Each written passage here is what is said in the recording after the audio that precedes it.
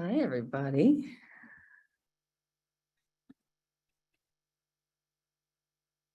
All right, here we go. Okay, so intermittent fasting. Those who don't know me, I've been the leader yoga healer for 20 years. I've written a bunch of books. The newest book has a lot about wild habits in it. It's called Wild Habits. It's got a lot on intermittent fasting, within the book. And my previous books have all been written based in the ancient wisdom tradition of Ayurveda, innovating that for modern humans like us. Like, what do we really get from ancient wisdom that helps us navigate our modern lives? So Body Thrive is a habit book.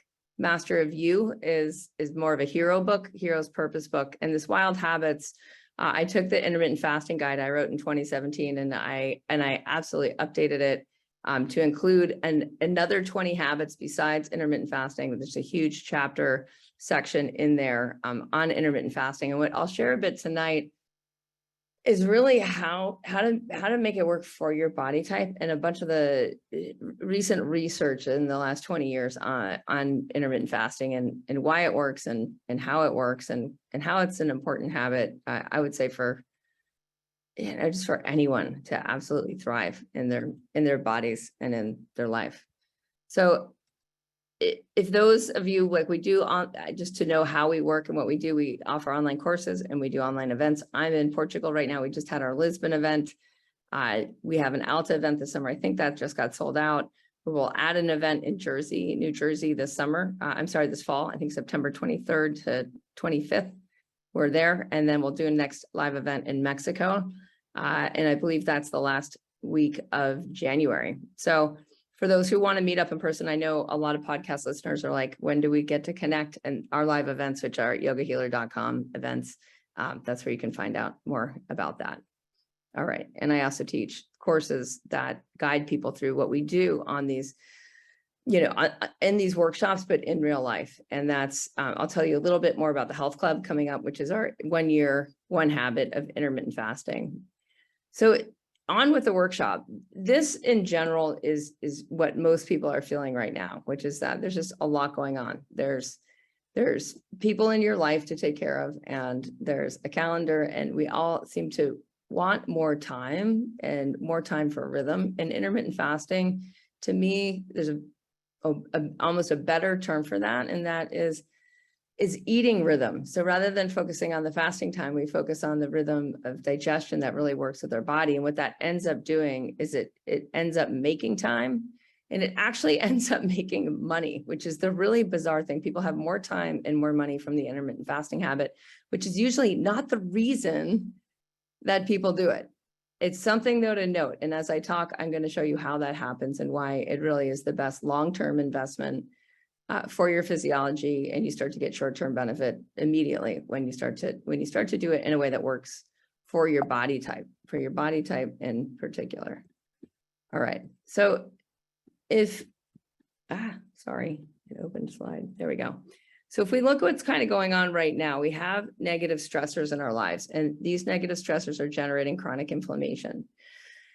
Negative stressors are habits that create distress for your physiology, not eustress. So eustress is good, positive stress. And intermittent fasting to me is like the number one accessible eustressor. So eustress, EUSTRESS. Eustress is positive stress that makes you adaptable, that makes you resilient, that activates neuroplasticity, meaning like your brain gets smarter, you become more able to learn, you increase in your cognitive function. But distress or negative stressors, these are negative habits that lead to chronic disease. And it's so easy. Like once you get it, you can look at every habit of your life and say, is this eustress? Is this helping me age smarter so that I accumulate embodied wisdom year over year over year over year, decade over decade? So by the time you're in your 60s, 70s, 80s, you have just increasing accumulated embodied wisdom. Or do you have negative stressors, which actually make you less able to adapt to the changes of physiology of aging, or what is now called accelerated aging? So negative stressors create poor health. They accelerate your degeneration. So they're called degenerative habits, or habits that degenerate the physiology. And as far as I can tell, right now in modern culture, the number one negative stressor is eating too frequently. And I've been doing this for over 20 years. So I say this with quite a bit of authority. I'm a macro thinker. I think big picture, long-term. And to me, this is the number one habit that's creating chronic inflammation, is eating too frequently. So the habits of modern culture, we snack, we eat late, we sit on our asses way too much. We opt for convenience over real food. We make decisions to make us feel good in the short term because we're so stressed out, because negative stressors make you feel stressed out. They don't make you feel relaxed and aware and like you have all the time and all the money that you need. And we end up worrying too much and sacrificing sleep. Those are all a result of decreased neuroplasticity from eating too frequently, which it's somewhat hard to believe that this is how easy it is, but it really is. And so what intermittent fasting does is it helps us learn how to reverse this inflammation equation where there's just too much. We're eating too frequently, there's too much stuff in the body, and there's too much stuff in our mind, there's too much stuff in our emotional body that we're not processing. We're just covering up with little bits and pieces of food here and there along the way. So I just want to do a quick review. I know many of you have been listening for the last 4 free talks that we gave on weight creep, on allergies and autoimmune diseases, and on asthma. And for those who didn't, I'm just going to do a really quick review on what happens with negative stressors and how they actually disorganize your physiology. So someone starts off and they just have a few symptoms, a few health issues. They may just have some allergies, asthma, ectopic dermatitis. Those are the 3 most common symptoms that show that the immune system is shutting down because of lack of autophagy, which I'm going to get to in a minute. And so basically what intermittent fasting does is autophagy. It helps your cells digest disease. It also helps your cells digest whatever is within the cell or around the cell that the cell is like, we don't need this. Too much stuff. We don't need this. We need to upcycle this. So what happens with health issues is they just start off as like little generic symptoms, like you're tired, you're gaining a little bit of weight, you're not digesting so well, so you get bloated. PMS is another very common symptom where you're just not great, but it's not that bad either. You can handle it. Trouble focusing, puffiness, where you wake up and you feel puffy, bloated, tired, or you wake up and you're creaky and in pain. These are big warning signs that you are eating too frequently. And yet this isn't taught, right? We're not taught like, oh, this is the way around this. So chronic inflammation is really a problem. And if we see that chronic inflammation is a sign that all of those health issues, we already have chronic inflammation, we want to know where those habits that are creating that go. And where they go is they go to the diseases of chronic inflammation or chronic disease. And chronic disease, heart disease, cancer, respiratory disease, immune disease, autoimmune disease, organ-based disease like kidney disease, liver disease, these all fall under the diseases now of chronic inflammation.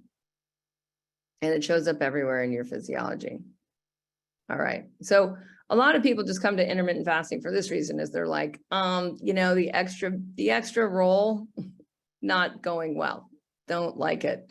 And this is actually, to me, this is actually really fascinating. I've been listening a little bit to how humans mate, like how humans choose mates, and males choose females based on hip to width ratio. Is really a big one. And I think a lot of people don't understand what this means. When you're mammals choose healthy mammals to mate with. Makes sense, right? Like if you're healthy, you want to be around healthy people. And we can smell health. Mammals can smell health via pheromones. We can smell health via our microbiomes as well. We can smell dysbiotic microbiomes. We're so complex as mammals, but we can basically sense. And many of us, we just have a sixth sense. It's like, that person's healthy. I'm attracted. I want to be near that person because they're healthier. And what happens when you're in a fasting rhythm is you naturally are accentuating, doesn't matter what body type you have, you're accentuating your waist to hip ratio. And that's also one of the first things that goes when we're eating too frequently, is we lose that tonality in our physiology. One thing that I've been noticing as well is the more you get into fasting, and I'm not going to get into this tonight, but it is in the Wild Habits book, and we are teaching this in Body Thrive, is that as you become more integrated in your physiology through the fasting habit, you actually can activate the deeper muscles of your psoas and your abdominal transversus. And that also, it gives you tone in your lower belly, which gives you tone in your lower back. It gives you tone in the side abdominals. And what that does is actually accentuates, again, your waist to hip ratio. So you're like, you feel lean, but you're also supported in your lower chakras. So to me, this is really fascinating how this habit that we've had is absolutely built into how we can detect whether or not someone is healthy, whether someone we want to combine our genes with them to make the next generation. To me, that is like something we should all be slightly fascinated by. All right, so the opposite of what happens with eustress habits versus distress habits. So again, intermittent fasting, I'm saying like number one habit for eustress, it's not even hard to do once you get into it, is it reverses chronic pain, it reverses the weight gain, it reverses the fatigue, it reverses the trouble focusing, it reverses the puffiness. So you feel great. You have tons of energy. Pain goes away. You feel relaxed. You can focus. Your digestion gets strong so that you can really digest easily without bloating. And you get fit and lean just from not eating as frequently. It's somewhat of a like, holy cow, is that really all I need to do? And yes, and that's how positive stressors work. So we want to look at every habit that we have and start to say, is this eustress or distress? Is this accelerating my aging? Or is it regenerating my cells? Is it regenerating my brain? Is it regenerating my mind? And it's really that simple. So today we're also going to get into which type are you and how does fasting work and what are some of my tips and like little tips and tricks. This is now a conversation that my 14-year-old and I have a lot. What's your fasting rhythm today? Anna has 3 children. I know her older children are also doing this. And this is one of the things that we see over time is it's not just adults that learn this rhythm, but all mammals. We're doing intermittent fasting 10,000 years ago. Mark Mattson, who's the leading researcher, I've said this so many times, but it's worth repeating. 10,000 years ago, human brain size was 10% larger than it is today. Why? What does that mean? It means as a species, we're eating too frequently due to agriculture and we're degenerating. But now we know that. So now all we have to do is stop eating so frequently. All right, so one of the ways to know how much you should fast, because it's going to be different for all of us, and it's going to be a bit based on body type, but it also is going to be a bit based on like how much inflammation you have. And we'll get into this in a bit, but basically these emotions of inflammation, again, the degenerative habits are habits of culture. So they're not body type specific, but the lighter types will feel overwhelmed. The fire types will feel irritated, they're angry, they're pissed off, have a temper, right? So it's like, how short is your plug? That's fire type, inflammation. And again, intermittent fasting, when we're fasting in rhythm, it'll get to the root of this emotional inflammation. Emotional inflammation becomes physiological inflammation. It's so important to understand this. It just doesn't live in the emotional body. It becomes physical. So emotional inflammation can create an autoimmune disease. It can create any of those diseases of chronic inflammation. And the endomorphic kapha types, they store, and the way that their emotions become affected by inflammation is they feel blah, they feel complacent. It's just too much. Why bother? Why bother making a change? It doesn't matter anyways. And it's that blahness that happens with kapha. Okay, so now I just want to look at what is happening with fat cells, whether we're on the left side or the right side. So the right side here is eating too frequently. The left side here, or when your fat cells are in circulation, this comes from the habit of skipping meals or intermittent fasting. So let's go with the negative stressor first. So on the right side of the equation here, we have our fat cells, and they're picking up nutrition from the blood constantly because the blood has to move what's coming in through the stomach. So it's got to pick up the nutrition and turn it into glycogen, which gets picked up by the fat cells, and it gets picked up and converted into triglycerides and stored as triglycerides within the fat cells. So when that happens day after day after day, is that those fat cells actually release chemokines, adipokines, and cytokines. And many of you learned about cytokines with COVID and the cytokine storms, right? Where you get these inflammatory markers releasing from cells, and that's what happens. So the fat cells, the adipose tissue, are now considered an endocrine organ. This is not what you learned in biology growing up. Those of you studied human biology did not learn that your endocrine system, your hormonal system, your neurotransmitter system is in your fat cells. But once you get this, you're like, oh my gosh, my fat cells are putting off inflammation. Is that what she's saying? Yes, that's what she's saying. And inflammation will age your physiology. Chronic inflammation equals accelerated aging. You can write that equation down and memorize that equation. It's very, very simple. Because once you get that, you have the key to anti-aging. And that's great, because then you can feel better as you age. You can age with confidence, knowing that embodied wisdom is the key to radiant longevity. Okay, so inflammation leads to disease. So we've got obesity, cardiovascular disease, autoimmune disease, cancer, all of the diseases of chronic inflammation. And the list goes on and on and on and on, especially when you consider that autoimmune has somewhere between 80 and 120 specific diseases just under that alone.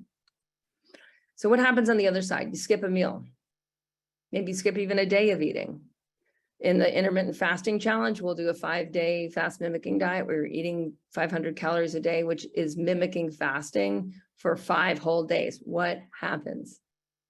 Well, the fat cells actually get to release anti-inflammatory markers into the bloodstream. So ketones, and many of you have heard of ketones from the paleo diet and the ketogenic diet. The fat cells release growth hormone. What? Like growth hormone? You just get more growth hormone so your physiology can adapt and grow and repair. That's pretty cool. And adiponectin, which is the ada means fat. So it's adipose, adipocytes, adipokines. So adiponectin is the anti-inflammatories that the fat cells then release into the bloodstream, helping all the cells around that need it from the bloodstream reduce inflammation. So if your thyroid needs adiponectin to heal, you get some of that. The body moves into optimization. It's able to create more stem cells. Stem cells can adapt into whatever types of cells the body needs next. And what happens in the mind? Cognitive function increases. You get smarter. How great is that? You get smarter. You're able to remember. You're able to regenerate. Your genetic expression improves, meaning if you're worried about genetic diseases, if you're worried about the diseases of your ancestors, your genes will reproduce without mutation. And you get lean muscle. And everyone likes the look of lean muscle. It also feels amazing to be strong and lithe, and that's what lean muscle does. So what the fat cells are doing is they're contracting. And this is the law of pulsation, that in order to expand your potential, you need to contract. And I put it like in the terminology of leaning out your fat cells. So you lean out your fat cells, they first dump the triglycerides, then they start to release anti-inflammatory markers. And how cool is that? Your fat cells can be turned on as an anti-inflammatory machine for your physiology. Not a bad deal. Okay, so I know we're getting a lot into the science here. What I know from having done this with so many people over time is the more you actually understand your physiology, the more you can get yourself to skip a meal, right? You're like, you know why you're doing it. You're like, yeah, I want to turn on the anti-inflammatory system in my fat cells. Like, that sounds like a really, really good idea. So I know the science is a little bit like, oh my gosh. And I've tried to make it honestly as easy as I can so that I can understand it, so that you could understand it. All right. So this is what happens with chronic allostasis. And we'll look at both. So we have Sorry, let me go up here. This is what's going on for most people right now who have chronic inflammation. So again, any of the symptoms, can't focus, blah, PMS or tough menopause, feeling tired, having joint pain, having coating on your tongue. What's happening here is that for those pro-inflammatory inducers, they're also called anthropogens. So they're toxins made by your body. So that's the anthro part. When that happens, your immune cells get recruited to clean up just business as usual, day-to-day business. So you have an ongoing stimulus that's creating inflammation. And these inducers, you can see on the left side, these chronic inducers that are generated, they're inducing inflammation within the cells. You can see like LDL, that's cholesterol, chemokines, ROS, reactive oxygen species. This is happening at the epigenetic level, and this is why genes mutate. Cytokines, cortisol, pollutants. So if you are exposed to pollutants, or if you're not eating an organic diet and there's pesticides in your diet, all of those serve as ongoing stimulus or ongoing inducers. And that creates inflammation over time that becomes meta-inflammation or metaflammation. That's what it's also called. And it creates a dysbiosis in metabolism. So this is what the pattern most people are in, and this is why it leads to disease at large, is because your immune system is being chronically recruited to deal with digestion, and it's not designed to deal with that. So eating too much is toxicity. Ayurveda was really hip to this equation early in the game, and they would call it ama. They would say, well, you have undigested food, which is stored as toxin within your physiology, and it starts to gunk up the system. It gunks up the cell membrane. It gunks up within the cell. It creates basically junk in the cell and junk between the cells. So they knew that was going on. I'll show you some slides in a moment of what that looks like on the cellular level. All right, we just talked about that one. So how serious is it? Well, it's bad. It's only 100 years old, chronic disease and chronic inflammation, but you can see we're on a bit of a hockey stick growth curve. I just want to talk quickly about what the immune system is designed to do. And so on the left side, this is what happens with acute inflammation. A lot of people, and myself included, I didn't used to understand the difference between acute inflammation and chronic inflammation. In allostasis, it's like allopathic medicine. The allo means other. Homeo means self or same. So allostasis is when there's other in the physiology, and that's creating a reaction. So you have the body designed to notice what's different. So to notice a bacteria, to generate an antigen, which then generates an antibody, and that creates an immune defense. And you basically start to digest and break down the bacteria in a process called autophagy and apoptosis, two processes actually. So acute, that's how the body's designed. But what happens with chronic is it basically takes up all the attention from the immune system. And this is why people that have chronic inflammation have a hard time being adaptable to new bacteria and new viruses. Okay, so if we look at the chronic disease over time, we'll see that there's a number of causes. One is sugar. So sugar consumption over time is hockey stick growth curve up. You can see right around 1900, it really gets going. Same time chronic disease gets going. Same thing's true with consumption of vegetable oil. Vegetable oil and sugar are not actually foods, not for the physiology. Vegetable oil was invented in a German lab in 1907. And since then, it's become part of food products. You can taste it. Those of you who are, hip to good fat, you can always taste it when you have vegetable oil because it doesn't taste like it's good for your body. You want to spit it out. Same thing for those who've stepped away from sugar for a while. When you taste it, it doesn't taste like food for the body. It's not considered a true sweet taste, even in Ayurveda. It's just it's a product. It's a refined product that creates confusion in the physiology. So right now, 3 out of 5 people are dying from chronic inflammatory diseases. And this is global. This isn't just in America. This is now World Health Organization information. So the problem is we're not getting the message to skip a meal. But what happens when we do? what happens when we start to fast? Interestingly, so autophagy means auto means self, and phagy means to eat. So autophagy is when the cells can digest. That's what within them. Let me show you this slide here.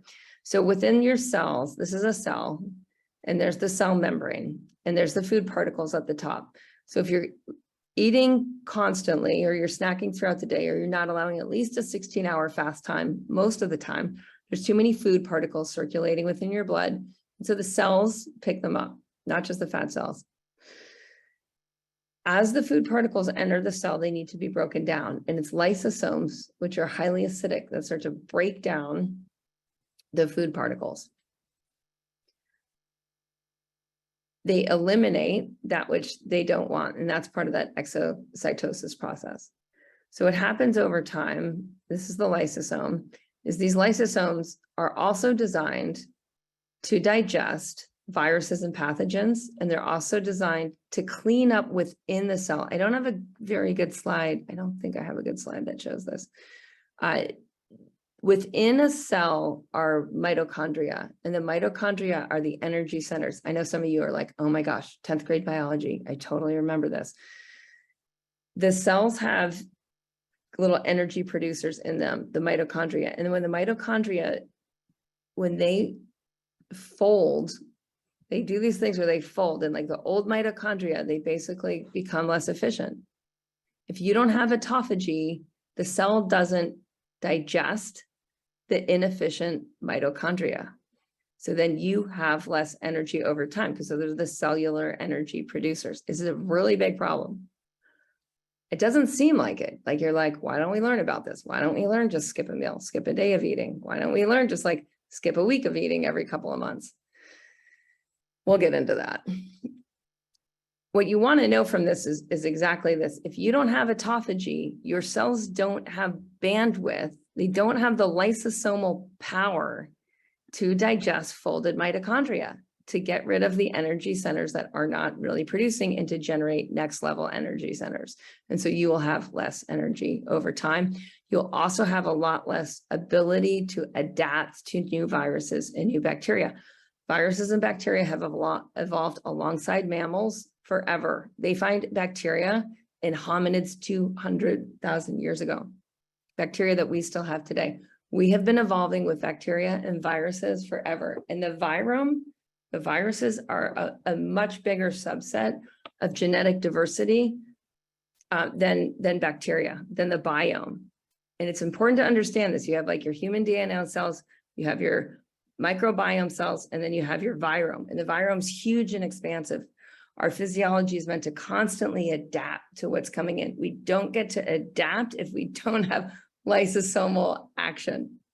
If that's all going to digesting food, you are depleting your adaptability, and that will accelerate your aging, and it leaves you very vulnerable to new viruses and bacteria entering the evolutionary cycle alongside mammals. It's nothing to be afraid of, but you should know how it works.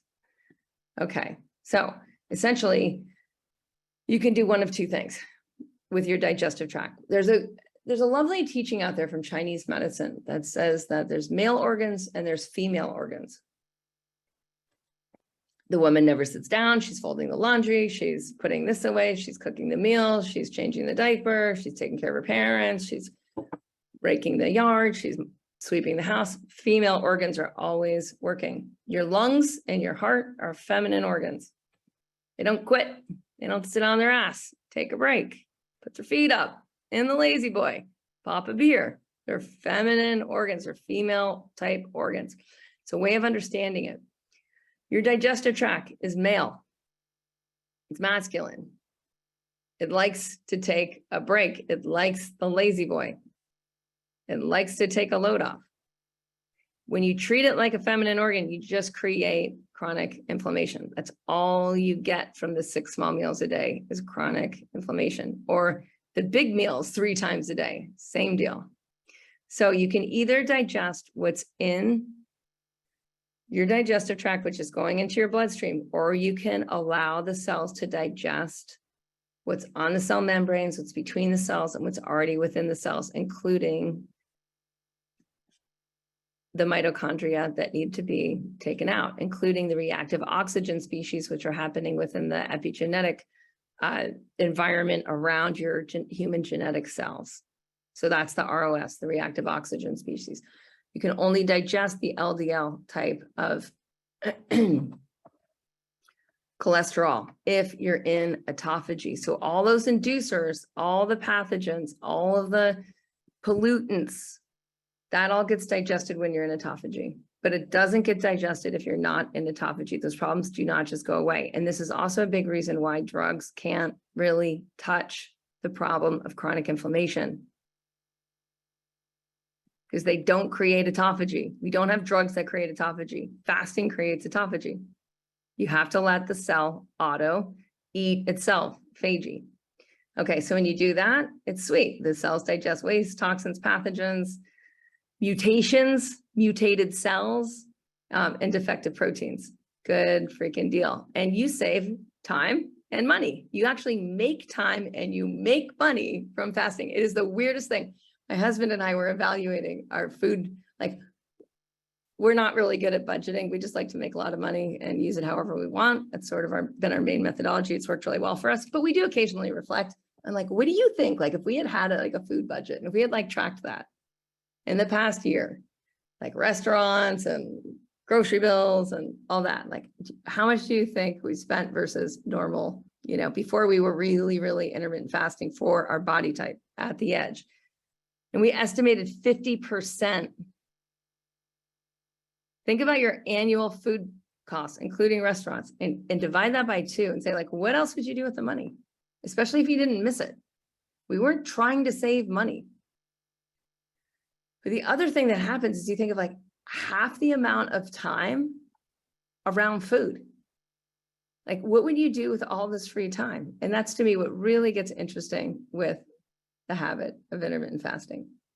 Okay. All right, you guys, you are welcome. Yeah, awesome. Peace out, you guys.